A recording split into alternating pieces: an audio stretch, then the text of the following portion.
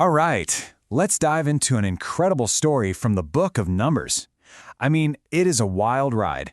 We're talking about a terrified king, a greedy prophet, and yes, an animal who sees a whole lot more than the so-called man of God. It's a strange question, isn't it? But it's right at the heart of what we're talking about today. It really makes you wonder if we're always the smartest one in the room, or, even on the road.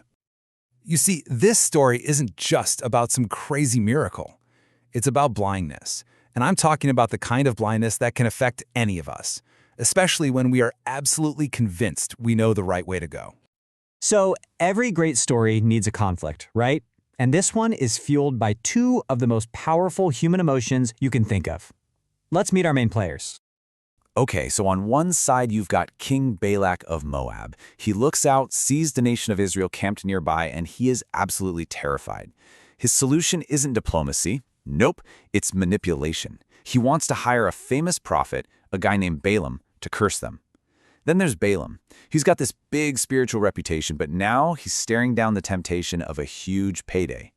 So Balaam does the right thing. At first, he asks God what to do. And the answer? It could not be more direct. It's a hard no. A completely closed door. Case closed. Right? Well, not exactly. See, King Balak doesn't give up. He sends even more important messengers with an even bigger pile of cash. And Balaam, even though he already has his answer, decides to ask God again.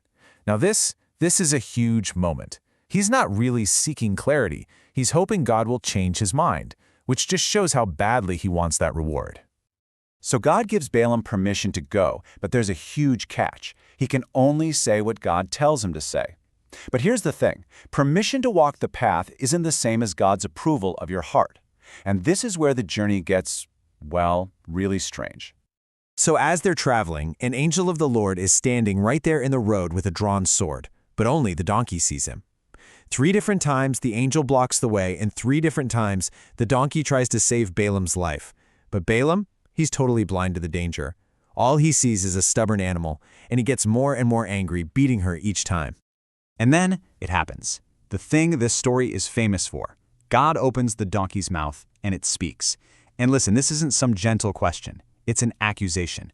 A moment of stunning, miraculous, and frankly, pretty jarring clarity. Now just look at Balaam's response. He is so consumed by his own rage and frustration that he starts arguing back with a talking animal. He doesn't even stop to think, whoa, my donkey is talking. He's just furious that his plans are being delayed. His anger has made him completely irrational.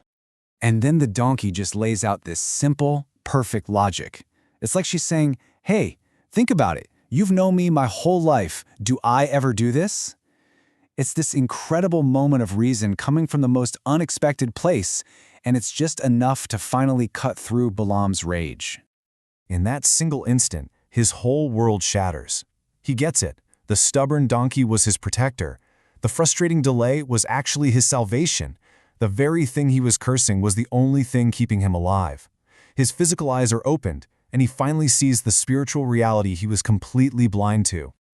So you can imagine, Balaam is pretty humbled and terrified at this point.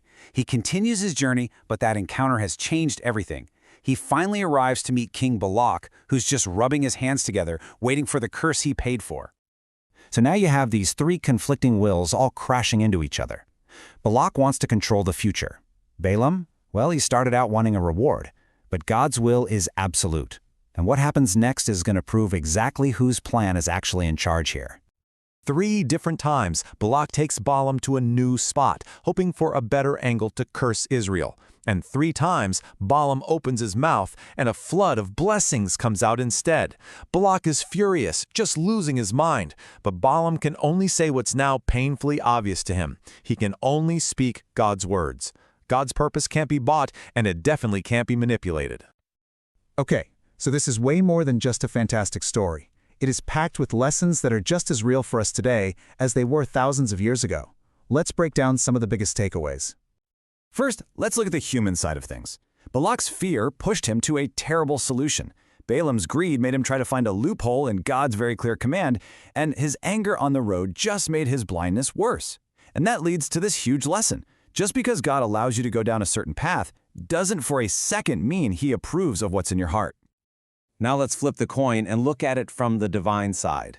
That donkey's stubbornness was actually God's mercy. It was a life-saving delay. It shows us that God can use anyone or anything to get his message across. And the big one, no human plot, no curse, no scheme can ever overturn what God has decided to bless.